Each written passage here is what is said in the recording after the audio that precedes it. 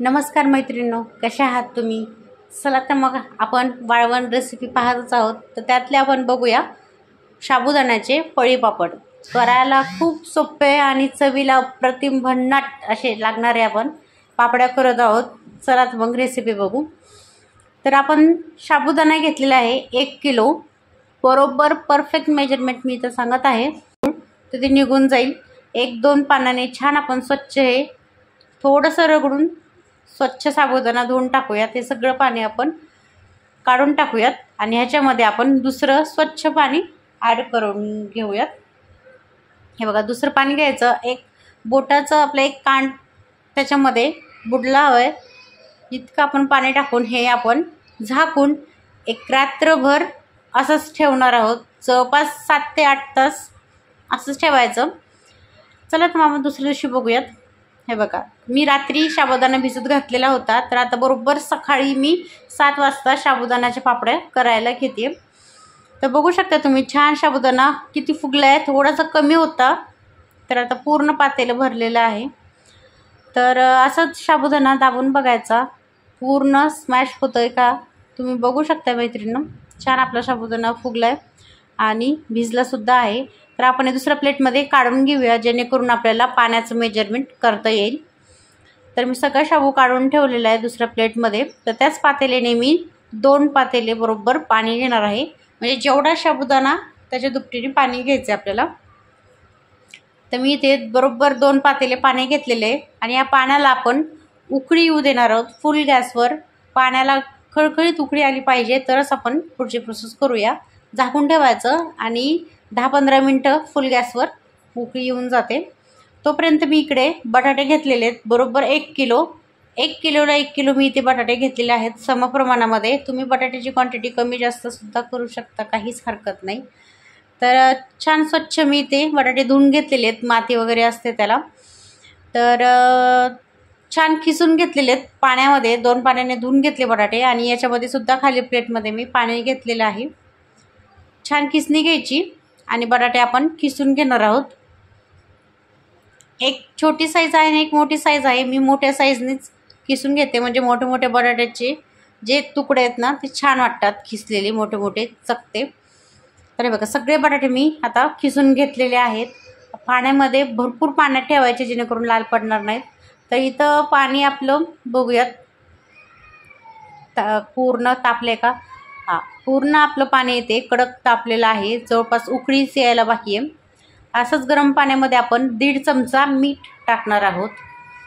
तुम्ही चवीनुसार कमी जास्त करू शकतात, पण मीठ शक्यतो वाळवणाच्या पदार्थात कमीच टाकायचं. हे मी तुम्हाला आधीच्या व्हिडिओमध्ये सुद्धा सांगितले. मी इथे चिली फ्लेक्स टाकलेला आहे. तुम्ही हिरवी मिरचीसुद्धा टाकू शकता. तुम्ही जर उपवासाला जिरे खात असाल तर ते सुद्धा ॲड केले तरी चालतात. तर जो साबुदाणा आपण भिजत ठेवला होता रात्रभर, तोच आपण एका प्लेटमध्ये काढून घेतला होता. तर तेच आपण साबुदाणा सगळे आपण टाकून देणार आहोत पाण्यामध्ये. हे बघा, सगळा साबुदाणा मी टाकून दिला आहे पाण्यात.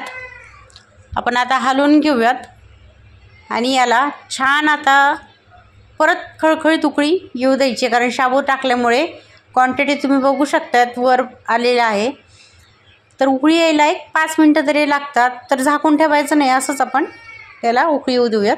तर दुसरीकडे मी ते बटाटे खिसून ठेवले होते ना, तर तेच आपण परत 1-2 पाण्याने स्वच्छ धुवून घेणार आहोत, म्हणजे त्याचं लालपणा येणार नाही आणि स्वच्छ आपले जे बटाटे आहेत ते खिसून घेतलेले होऊन जातील. तर 2-3 पाण्याने धुतलेले आहेत आणि आता आपण हे बटाटे एका चाळणीवर काढून घेऊयात. आपल्याला याच्यामध्ये बिलकुल पाणी ठेवायचं नाही आहे, एकदम गच्च आपल्याला पाणी त्यातलं सगळं निथळून घ्यायचं आहे. मी एका चाळणीमध्ये काढून घेते आणि असंच एक 5-10 मिनटं ठेवून देणार आहे, म्हणजे त्याच्यामधलं जे काही पाणी असतील एक्स्ट्राचं ते निघून जाईल. आपल्या पापड्या जास्त पातळ होणार नाहीत याच्यामुळे, ही स्टेप केल्यामुळे.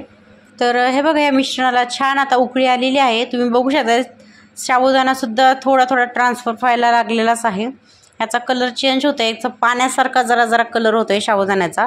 तर या स्टेजला आपण जे खिसून घेतलेला बटाटा आहे ना, तो आपण सगळं याच्यामध्ये टाकून घेऊयात.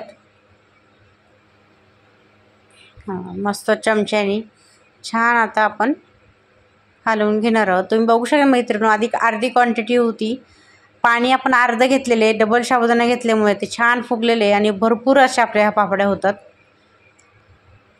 हे बघा उकळी आलेली आहे परत पाण्याला छान, आणि असंच आपण हे एक 5 ते 10 मिनटं छान उकळी येणार आहोत। गरम गॅस फुल ठेवायचा आणि कंटिन्युअसली हलवत राहायचं, म्हणजे जेणेकरून आपल्याला खाली आपलं सारण लागणार नाही।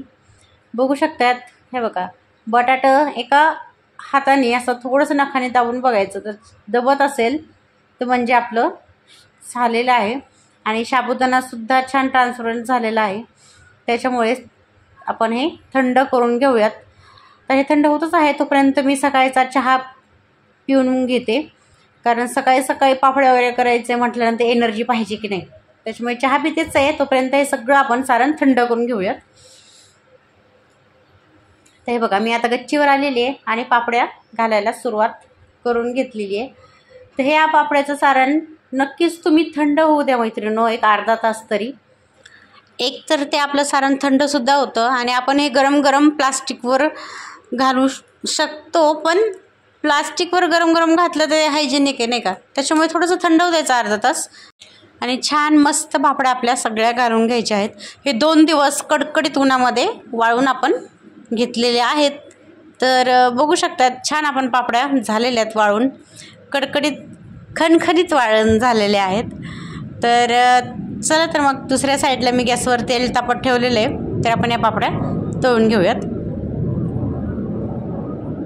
हे बघा मस्त गरम गरम तेल तापलेलं आहे, कडकडीत तेल तापून घ्यायचं आणि उकळत्या तेलामध्ये आपण पापड्या छान तळून घेणार आहोत। हे बघा किती दुप्पट तिप्पट फुरलेल्या आहेत मैत्रिणींनो। मी छोट्या छोट्याच पापड्या केलेल्या होत्या, तुम्ही डबल साईजच्या सुद्धा पापड्या करू शकतात, त्या तर अजून फुलतील, पण मी छोट्या छोट्याच केलेल्या आहेत, म्हणजे थोड्याशा तेलामध्ये सुद्धा आपल्याला पापड्या तळता येतात।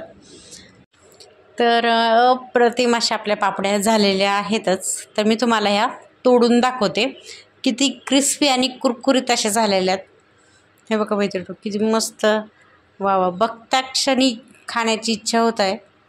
खूप मस्त झालेल्या आहेत, मी तुम्हाला थोडीशी खाऊन दाखवते कशा झाल्यात। अप्रतिम चवीच्या झालेल्या आहेत मैत्रिणींनो। तुम्हाला जर माझा व्हिडिओ आवडला असेल तर नक्कीच लाईक करा आणि शेअरसुद्धा करा। नमस्कार।